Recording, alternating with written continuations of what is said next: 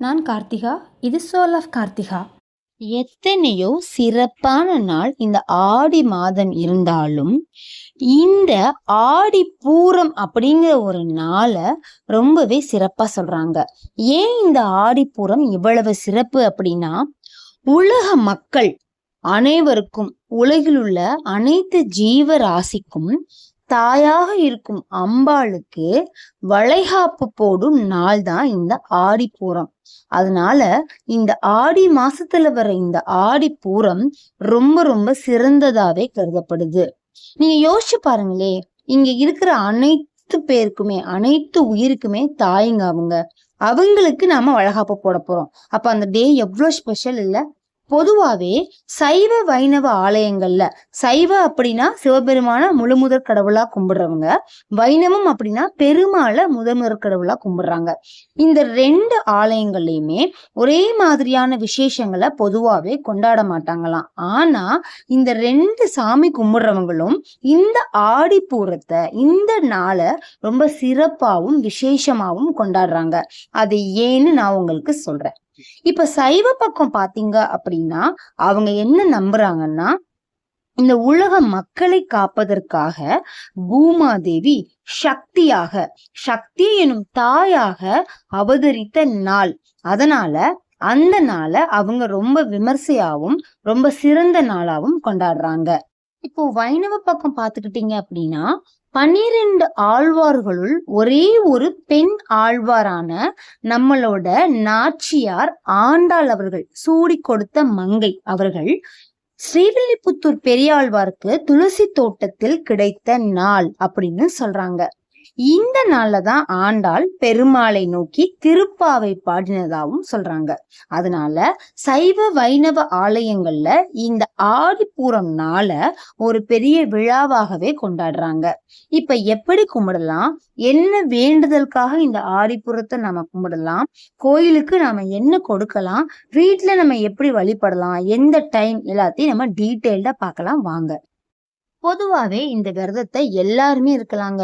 உங்களுக்கு என்ன வரம் வேண்டுமோ நீங்க கேட்டு இருக்கலாம்.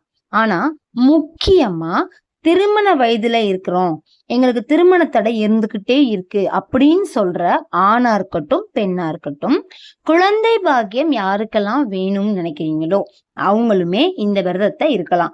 அதுலயுமே ஆண் பெண் 2 பேருமே இருக்கலாம். குழந்தை பாக்கியம்ங்கிறது 2 பேருக்கும் பொது தானே. சோ இவங்க 2 பேருமே பர்டிகுலரா முக்கியமா இருக்கலாம், விரதம் இருக்கலாம். இப்போ நான் எப்படி விரதம் இருக்கணும்னு சொல்றதுக்கு முன்னாடி என்ன நாள் இந்த ஆடிப்பூரம் வருது அப்படிங்கிறதையும், எப்ப நீங்க சாமி கும்பிடலாம், எதை நீங்க எந்த நேரத்துல நீங்க சாமி கும்பிடலாம் அப்படிங்கிறதையும் நான் தெளிவா உங்ககிட்ட இப்போதைக்கு சொல்லிடுறேன். இப்ப முதல்ல நம்ம பார்க்க போறது நாள் பார்க்க போறோம். வருகிற 14ஆம் தேதி வெள்ளிக்கிழமை ஆடிப்பூரம். இப்போ பூஜைக்கு உகந்த நல்ல நேரம்னு பாத்துக்கிட்டீங்கன்னா, எப்பயுமே எந்த பூஜையுமே பிரம்ம முகூர்த்தத்துல பண்றதுக்கு கணக்கு கிடையாது. 3 to 5 நீங்க பண்றவங்களா இருந்தா நீங்க எந்த டைம்ல எப்ப வேணாலும் பண்ணிக்கலாம். அதுக்கு எந்த கணக்கும் கிடையாது. அதை தாண்டி பண்றவங்களுக்கான டைம் என்னன்னா, காலையில 9:15 to 10:15 அதுக்குள்ள பண்ணிக்கலாம். காலையில பண்ண முடியாதவங்க மத்தியானம் 12:15 to 1:15 நீங்க பூஜை பண்ணலாம். மதியமும் தவற விட்டவங்க மாலையில 5 to 6 இந்த 3 டைமுமே நல்ல நேரம் தான். நீங்க அந்த டைம்ல உங்க பூஜையை நீங்க பண்ணலாம். இப்ப எப்படி வழிபடலாம்? காலையில எழுந்து நீங்க குளிச்சு நல்ல உடை உடுத்தி முதல்ல நீங்க நல்லா ட்ரெஸ் பண்ணி ரெடி ஆயிக்கோங்க. எந்த கடவுளை வழிபட்டாலும் நம்ம முதல்ல நல்லா அலங்காரம் பண்ணி கடவுளை வழிபட ரெடி ஆயிக்கணும். அதுக்கப்புறமா உங்க வீட்டுல இருக்கிற அம்பாலோட திருவுருவப்படமோ சிலையோ, எந்த அம்பாலா இருந்தாலும் சரிங்க, காமாட்சி, மீனாட்சி, விஷாலாட்சி, மாரியம்மன், இப்படி எந்த படமா இருந்தாலும் எந்த சிலையா இருந்தாலும் அவங்களை எடுத்து கொண்டு வந்து உங்களுடைய ஹால்லையோ இல்ல நீங்க வேற எங்க பூஜை பண்றீங்களோ அங்க கிழக்கு பார்த்து அம்பாளை அமர வைங்க. ஒரு மனை கட்டாயம் போடணும். அதுல ஒரு கோலம் போட்டு அந்த கோலத்து மேல அம்பாளை ஃபர்ஸ்ட் அமர வச்சிருங்க. அதுக்கப்புறமா அவங்களுக்கு நல்ல வாசனை மலர், தாமரை பூ, மல்லிப்பூ, ஜாதிப்பூ, பன்னீர் ரோஜா, இந்த மாதிரி வாசனையான மலர்கள் அவங்களுக்கு வச்சு அவங்கள முதல்ல அலங்காரம் பண்ணிக்கோங்க. எப்படி ஒரு பொண்ணை நம்ம வளகாப்புக்கு ரெடி பண்ணுவோமோ அந்த மாதிரி அவங்களையும் நல்லா அலங்காரம் பண்ணி ரெடி பண்ணி வச்சுக்கோங்க. அதுக்கப்புறமா நீங்க நெய்வேத்தியம் உங்களால என்ன முடியுமோ சக்கரை பொங்கல் பண்ணலாம், பால் பண்ணலாம், பாயசம் பண்ணலாம். என்ன உங்களால முடியுமோ நெய்வேத்தியம், பழங்கள், வாழைப்பழம் இதெல்லாம் வச்சு நெய்வேத்தியம் ரெடி பண்ணிக்கோங்க. அம்பாளுக்கு முன்னாடி 2 குத்து விளக்கு ஏற்றுறது ரொம்பவே நல்லது. இல்லைன்னா ஒரு விளக்கு, காமாட்சி அம்மன் விளக்கு ஏத்தி வச்சுக்கோங்க. அதுல நெய்யோ நல்லெண்ணெய்யோ போட்டு ஏத்தி வச்சுக்கோங்க. இப்ப அம்பாளை ரெடி பண்ணியாச்சு. பூஜைக்கு தேவையான எல்லாத்தையும் எடுத்து வச்சுட்டீங்க இல்லையா? அதுக்கப்புறமா அம்பாளுக்கு அக்ஷதை ரெடி பண்ணணும். அக்ஷதை எல்லாருக்கும் ரெடி பண்ண தெரியும். பச்சை அரிசியில கொஞ்சம் மஞ்சள், கொஞ்சம் நெய் விட்டு கொஞ்சம் பிசைஞ்சு வச்சுட்டீங்கன்னா அது அக்ஷதை. அதுக்கப்புறமா அம்பாளுக்கு நலுங்கு வைக்கிறதுக்கு சந்தனம், பன்னீர், கொஞ்சம் ஜவ்வாது கூட சேர்த்துக்கலாம். இத 3ஐயும் கலந்து அதையும் ஒரு கிண்ணத்துல ரெடி பண்ணி வச்சுக்கிட்டு அம்பால கிழக்கு பார்த்து உட்கார வச்சு, நீங்க மேற்கு பார்த்தோ வடக்கு பார்த்தோ உட்கார்ந்துக்கிட்டு அம்பாளுக்கு முதல்ல நலுங்கு வைங்க. ஒரு பொண்ணுக்கு எப்படி நீங்க வளகாப்பு பண்ணுவீங்களோ அதே மாதிரி அம்பால உங்க பொண்ணா, உங்க வீட்டு பொண்ணா நினைச்சு அம்பாளுக்கு நலுங்கு வைங்க. கண்ணம் கையெல்லாம் நலுங்கு வச்சு அம்பாளை நல்லா சந்தோஷப்படுத்திட்டு அதுக்கப்புறமா அம்பாளுக்கு அக்ஷதை போட்டு அவங்கள வாழ்த்திட்டு அவங்களுக்கு வளையல் மாலை சாத்தலாம். இல்ல வளையலை சிலை பெருசா இருந்துச்சுன்னா அந்த வளையலை உங்க கைகள்ல போட்டு விடலாம். எதுவுமே இல்லைன்னா நீங்க எப்படி அந்த வளையலை கடையில இருந்து வாங்கிட்டு வந்தீங்களோ அதே மாதிரி அம்பாள் முன்னாடி அந்த வளையலை வச்சு படைச்சு உங்க மனசுல உள்ள வேண்டுதலை வேண்டி கண்ணை மூடி அம்பாளை முதல்ல பிரார்த்தனை பண்ணிக்கோங்க. அதுக்கப்புறமா அம்பாளுக்கு நாம சொல்ல வேண்டிய ஸ்லோகங்கள், அம்பாளோட பதிகங்கள் நிறைய இருக்கு, அது படிக்கலாம். அம்பாள் அந்தாதி படிக்கலாம். அதுக்கப்புறமா திருப்புகழ் படிக்கலாம். ஏன் திருப்புகழ் படிக்கணும் அப்படின்னா அம்பாளுக்கு மிகவும் பிடித்த குழந்தை முருகப்பெருமான்னு சொல்றாங்க. சோ அந்த முருகப்பெருமானுக்கு உரித்தான திருப்புகளை நீங்க தாராளமா படிக்கலாம். அம்பிகையோட போற்றி படிக்கலாம். இந்த மாதிரி நிறைய ஸ்லோகங்கள் இருக்கு.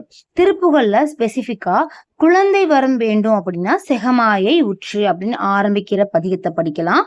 கல்யாணம் ஆகணும் அப்படின்னா விரல் மார் அணிந்து அப்படின்னு ஆரம்பிக்கிற பதிகத்தை நீங்க படிக்கலாம். நான் அந்த பதிகத்தை டிஸ்கிரிப்ஷன் பாக்ஸ்ல கொடுக்குறேன். படிக்கிறவங்க விருப்பப்படுறவங்க அதை பார்த்து படிச்சுக்கோங்க.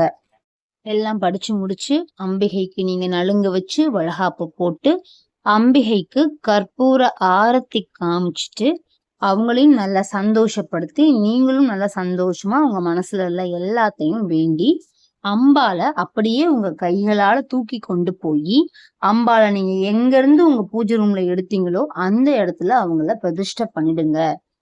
அதுக்கப்புறமா அம்பாளுக்கு ஆலம் கரைச்சு ஒரு ஆரத்தியும் எடுத்துருங்க. ஏன்னா அம்பாளுக்கு கண்ணு பட்டிருக்கும், அதனால ஆரத்தி எடுத்து முடிச்சிருங்க.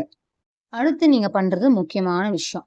இப்ப உங்க வீட்டுல திருமணம் ஆகாத பெண்ணோ ஆணோ இருந்தாங்க அப்படின்னா அவங்கள சுத்தபத்தமா குளிச்சு ரெடியாகி வர சொல்லி அம்பாள் எந்த மனையில உட்கார்ந்துருந்தாங்களோ அதே மனையில பொண்ணையோ ஆணையோ உட்கார வச்சு வீட்டுல இருக்கிற பெரியவங்க இல்ல அந்த பொண்ணு பையனோட அம்மா அவங்களுக்கு நலுங்கு வச்சு பொண்ணா இருக்கும் பட்சத்துல அவங்களுக்கு கையில வளையல் போட்டு விடுங்க. பையனுக்கு வெறுமனை நலுங்கு மட்டும் வச்சு விடுங்க போதும். இப்ப குழந்தை பாக்கியம் வேண்டி இருக்கிறவங்களுக்கும் இதே ப்ராசஸ் தான். நலுங்கு வச்சு வளையல் போட்டு விடுங்க. வீட்டுல பெரியவங்க இல்லைன்னா கணவர் அவங்களோட மனைவிக்கு நலுங்கு வச்சு வளையல் போட்டு விடலாம். இந்த மாதிரி பண்ணி முடிச்சதுக்கு அப்புறமா அவங்கள கூட்டி கொண்டு போய் சாமி முன்னாடி நிக்க வச்சு சாமிய மனசால வேண்டிக்க சொல்லுங்க. வேண்டினதுக்கு அப்புறமா சாமிக்கு நீங்க பிரசாதம் படைச்சிருப்பீங்க இல்லையா, அந்த பிரசாதத்தை அவங்களுக்கு சாப்பிட கொடுத்து அவங்கள சாப்பிட வைங்க. இதுதான் விரதம் இருக்கிற முறை.